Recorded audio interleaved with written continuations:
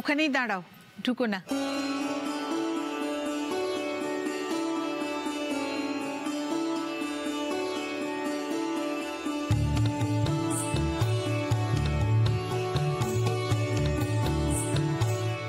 বরণ না করে তোকে এমনি এমনি কি করে ঘরে আনবো বকুল?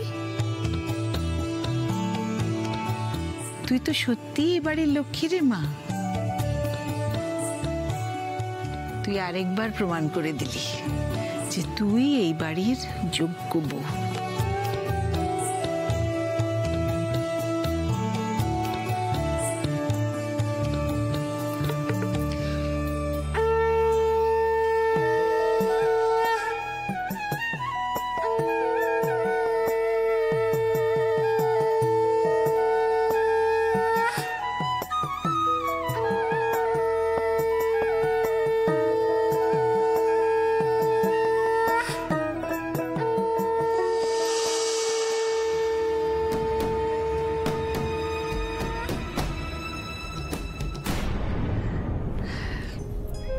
আয় বকুল, বাবাকে নিয়ে ঘরে আয়।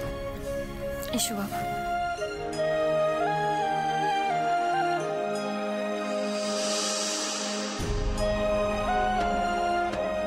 দেখুন সাবধানে।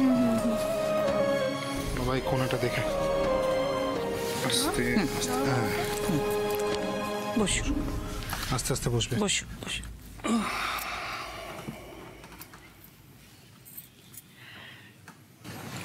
কি গো, তুমি তো আমাকে ছেড়েই চলে যাচ্ছিলে। এমন কথা তো ছিল না।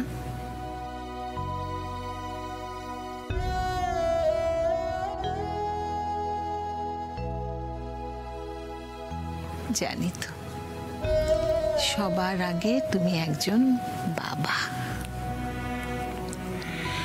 হ্যাঁ, তুমি তো মা, তুমি সবচেয়ে বেশি ভালো বুঝবে। আসলে আমার ছেলেমেয়েরা আমার সঙ্গে থাকলে আমার কিচ্ছু হতে পারে না, কেউ আমার কিচ্ছু করতে পারবে না।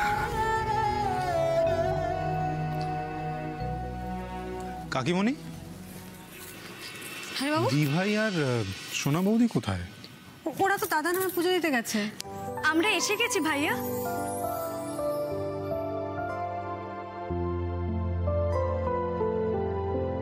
বাবার জন্য পুজো দিতে গেছিলাম।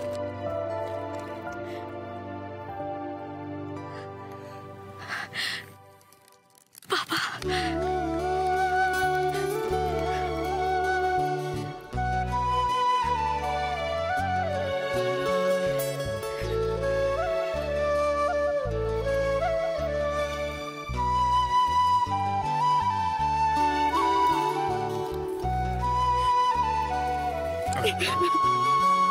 কাঁদিস না। আমাদের বড় মেয়েটা বড় বলে ছিঁচ কাঁদুনি, তাই না অঞ্জলি? হ্যাঁ, ওদিকে দেখ, বকুল তো ছোট বোন, কত শক্ত মনের মানুষ। কাঁদিস না। হ্যাঁ তাই না, তাই তোমার এই ছোট মেয়ে এই কদিনে আমার থেকে অনেক বেশি কেঁদেছে, সেটা কি তুমি জানো? নেকামি কেঁদেছে। আচ্ছা আমি একটা কথা বলি বাবা, তুমি এবার ঘরে চলো তো, রেস্ট নেবে। ডাক্তার কাকু তোমাকে বেশিক্ষণ বসে থাকতে বারণ করেছেন। চলো। তাই? বাবা, বাবা তুমি এক্ষুনি ঘরে চলো। এক্ষুনি না বাবা, দেখেছো তোর ওই ডাক্তার কাকুর কথা ছাড়তো, কিছু জানে না। বাবা, আমি কিন্তু নালিশ করে দেবো এবার ডাক্তার কাকুকে। আরে ঘরে গিয়ে একা একা শুয়ে থাকার চেয়ে তোদের মধ্যে থাকলে আমি অনেক বেশি ভালো থাকবো, তাড়াতাড়ি সুস্থ হব। আচ্ছা আচ্ছা ঠিক আছে দাদা, কিছুক্ষণ এখানেই বসুন, জানিয়ে আসি। আমার ভাগ্যে তো শনি নাচছে, তার মধ্যে এদের এই আদিক্ষেতাটা একদম সহ্য হচ্ছে না আমার। হ্যাঁ, তোমার হাতে লিকাচ্ছে অনেকদিন খাওয়া হয়নি, তবে পরে খাবো, এখন তুমি যেও না। আমি তোমাদের সবাইকে আমার একটা সিদ্ধান্তের কথা জানাতে চাই। কি সিদ্ধান্ত গো?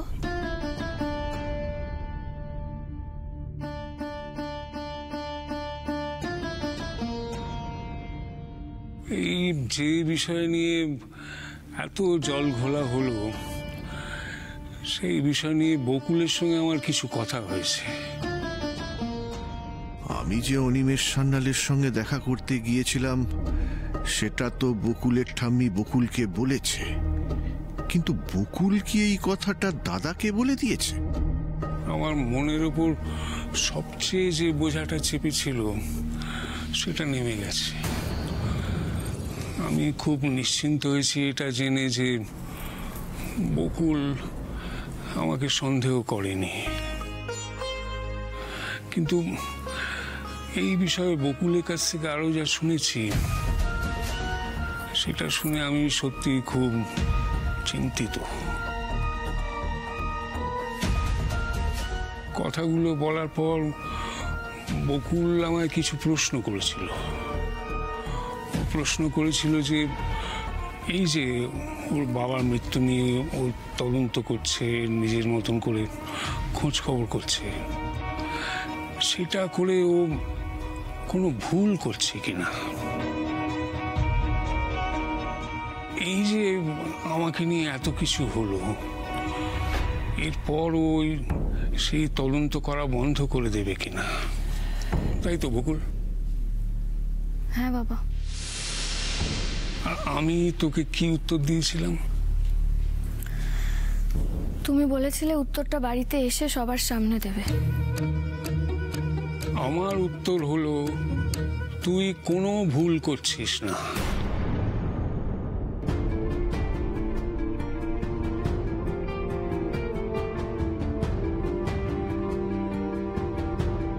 তোর বাবার খুনিকে খুঁজে বের করার জন্য, তাকে শাস্তি দেওয়ার জন্য যা যা করা দরকার তুই করবি, আমার পূর্ণ সমর্থন আছে।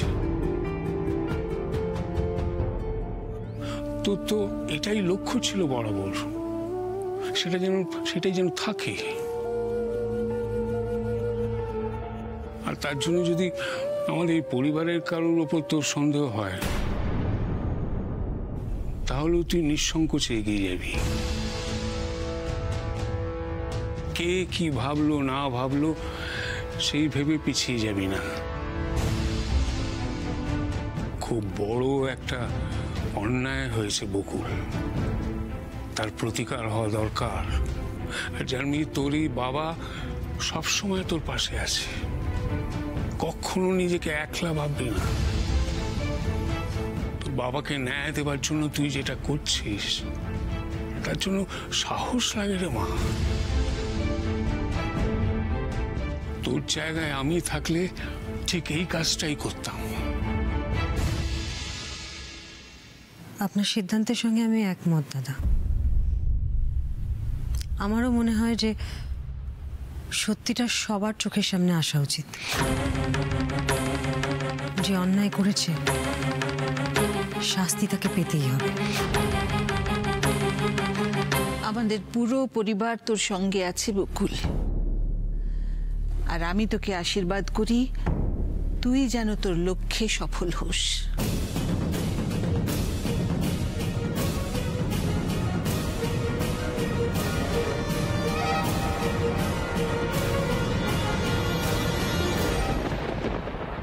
কুনাল, কুনাল, কুনাল আছো? কুনাল। কাউকে খুঁজছেন? হ্যাঁ, কুনাল আছে? কুনাল। Wow, gorgeous. আচ্ছা, কুনাল নেই? হ্যাঁ আছে তো, আপনি প্লিজ বসুন না। না আসলে আজকে কুনালের সাথে আমার একটু বেরোনোর ছিল, তাই ওকে যদি একটু ডেকে দেন তো। ও বেরোবেন? তা কোথায় বেরোবেন? অ্যাকচুয়ালি আজকে আমার বার্থডে। কুনাল বলেছিল যে আমাকে নিয়ে কোনো একটা রেস্টুরেন্টে যাবে, তাই। আচ্ছা many happy returns of the day. Happy birthday. Thank you so much. Welcome, my pleasure. তুমি এখানে? হাই কুনাল, তুমি এখানে কি করছো? কেমন সারপ্রাইজ দিলাম বলো? খুব ভালো, কিন্তু এরকম সারপ্রাইজ দিতে নেই শোনা, হার্ট অ্যাটাক করেছে। চলো আমি যাই। হ্যাঁ চলো, তুমি যাই। Bye bye. আস্তে ও মাই গড, সরি। বাবা কোথায়? মামা তো ওই ভোটের প্রচারে বেরিয়েছে মনে। তুই যা, নিশ্চিন্তে যা, নিশ্চিন্তে। কোথায় যাচ্ছিস তুই?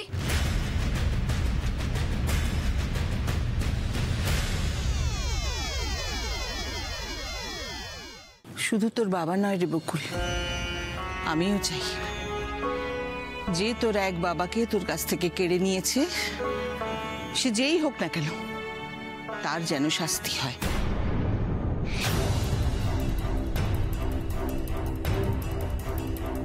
আমি দুটো দিন অনেক ভেবেছি বকুল, আমি নিজেকে তোর জায়গায় রেখে বিচার করেছি, আর এটাও বুঝতে পেরেছি যে তোর বুকের ভেতরে কি আগুন জ্বলছে তোর বাবার মৃত্যুটা নিয়ে।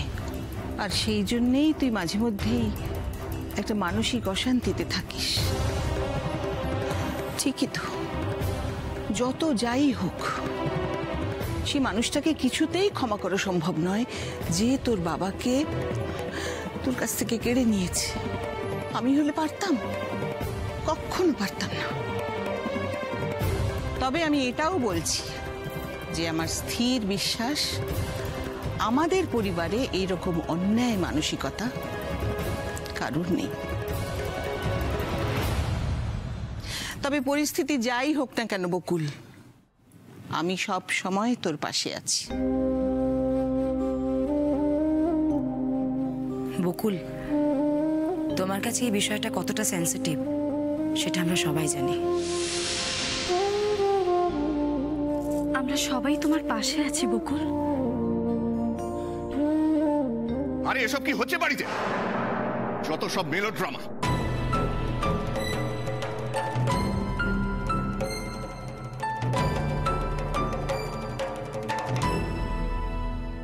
মেলোড্রামা মানে কি বলতে চাইছিস তুই? সরি দাদা, চেঁচিয়ে কথা বললাম বলে ক্ষমা চাইছি, কিন্তু চোখের সামনে যা সব ঘটছে সেটা আর নেওয়া যাচ্ছে না, জাস্ট সহ্য করতে পারছি না দাদা। তোমার সহ্য করতে না পারার মতন কি হচ্ছে ঠাকুরপো?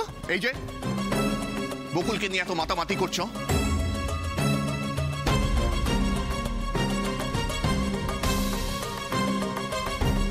কিছু মনে করো না বৌদি।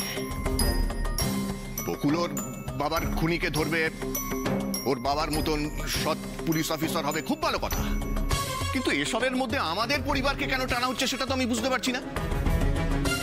টানতে বাধ্য হচ্ছে সোম। দাদা থাক থাক না।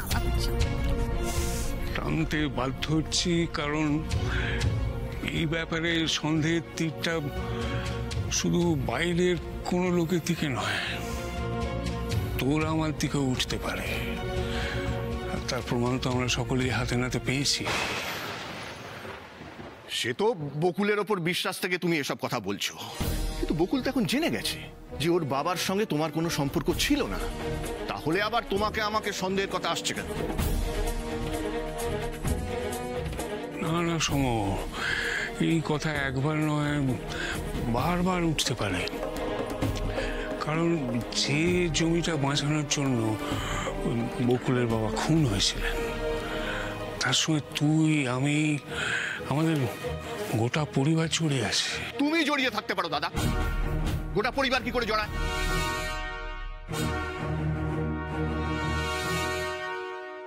কারণ ওই জমিটা তুমি কবে কিনেছিলে, কত টাকায় কিনেছিলে সেটা শুধু তুমি জানতে, আমি তো কিছুই জানতাম না।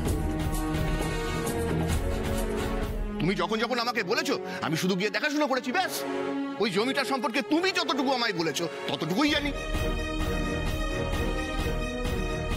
শোনো, তুমি কতটা কি জানো না জানো সেটা এ বাড়িতে কেউ জানতে চায়নি, তবু তোমার যদি জানাতে ইচ্ছে করে তুমি বলতে পারো, কিন্তু ভদ্রভাবে কথা বলো। তোমার বিশ্রী ব্যবহারের জন্য দাদার শরীরটা আরেকবার খারাপ হোক এটা আমি চাই না। কিছুক্ষণ আগেই নার্সিংহোম থেকে ফিরলেন তো। রাগিনী, তোমাদের থেকে দাদাকে আমিও কম ভালোবাসি না। দাদার শরীর নিয়ে আমারও চিন্তা আছে, কিন্তু আমি যেটা বলছি সেটা একটু বোঝার চেষ্টা করো। একটা পরিবারের সদস্যরা যদি একে অন্যকে সবসময় সন্দেহের চোখে দেখে, কোনো বিশ্বাস না থাকে, তাহলে তো এটাকে বাড়ি না বলে কয়েদখানা বলতে হয়। আমি খুব ক্লান্ত সোম, তোর এইসব অবান্তর কথা শুনতে ভালো লাগছে না মোটে। আমারও এসব কথা বলতে ভালো লাগছে না দাদা। দেখো, বকুল আজ তোমাকে সন্দেহ করেছে, কাল পরিবারের অন্য লোকেদের সন্দেহ করলে তখন তো খুব মুশকিলের ব্যাপার হয়ে যাবে। তাই আমার মনে হয় বকুলকে এই পরিবারের ওপর সন্দেহ করার লাগাম ছাড়া পারমিশন না দিয়ে পরিবার কি সেই পাঠটা পড়ানো উচিত।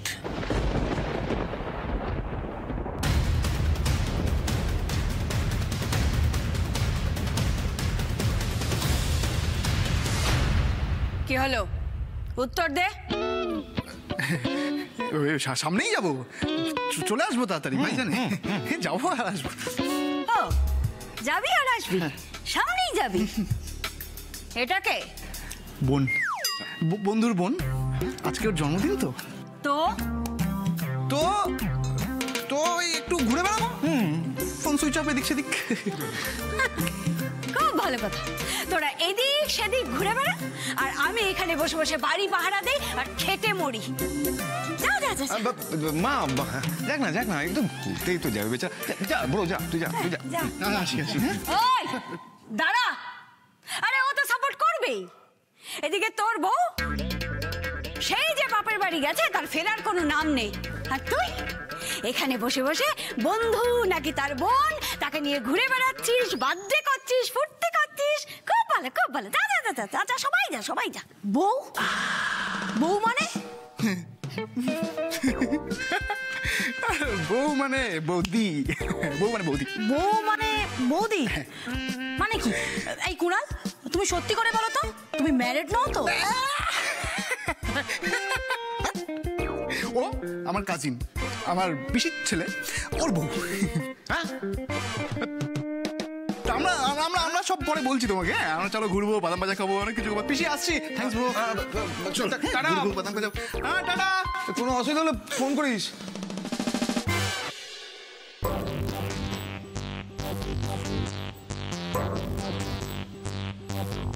এসব কি হচ্ছে? আমরা যা চাইছিলাম তাই হচ্ছে। তুমি তো আরেকটু হলেই রেগে মেগে সব কেসটাই কেচিয়ে দিচ্ছিলে। মানে মম, বর্ষা বাড়িতে নেই, কুণাল এই সমস্ত কাজে যদি ব্যস্ত থাকে, মামার নজরে পড়বে কারা? আমরা। ইয়েস। পরিবার কি সেই পাঠটা বকুলকে ওর বাবা শিখিয়েছিলেন। সেই জন্যই আজ আমি তোদের সামনে দাঁড়িয়ে আছি। সোমু, আমার তো মনে হয় আমি অনেককেই এটা শেখাতে পারিনি। আর সন্দেহের ব্যাপারে যদি বলিস, তাহলে সেদিন ওই রজতাবরক্ষিতের কথায় শুধু বকুল নয়, সম্ভবত এই পরিবারের সকলেরই আমার উপর সন্দেহ হয়েছিল। আর কিছু না হোক, ওই জমির ব্যাপারে আর অনিমেষবাবুর খুন হওয়ার ব্যাপারে আমি কিছু না কিছু জানি, এই সন্দেহ হয়েছিল নিশ্চয়ই। সেদিন তুই আমাকে কি বলেছিলি, ভুলে গেলি? রজতাবরক্ষী যা যা কথা বলে গেলেন, তারপর তার কোনো সন্দেহই থাকে না যে এইরকম একটা জঘন্য কাজ দাদা করেছে। তুই যদি কোনো অপরাধ নাই করে থাকিস, তাহলে বকুলের সন্দেহ নিয়ে তো তোর কোনো সমস্যা হওয়ার কথা না। এটা সত্যি যে নির্দোষ হওয়া সত্ত্বেও যদি তুমি কাছের মানুষের কাছে অপরাধী হয়ে যাও, তাহলে মন ভেঙে যায়,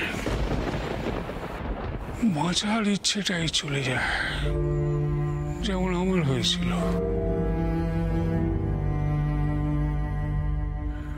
কিন্তু তুই যেটা বলছিস সেটা আমি সমর্থন করি না।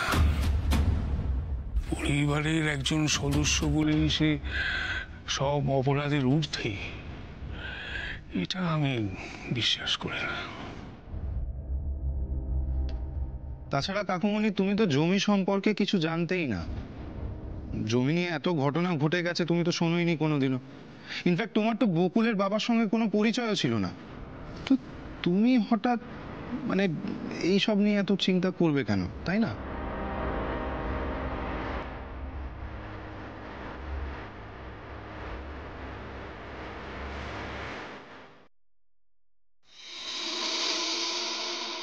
বকুল,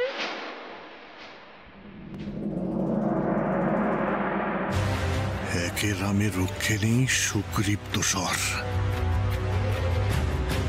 বকুলের সঙ্গে এবার ওর ঠাম্মিও যোগ হলো।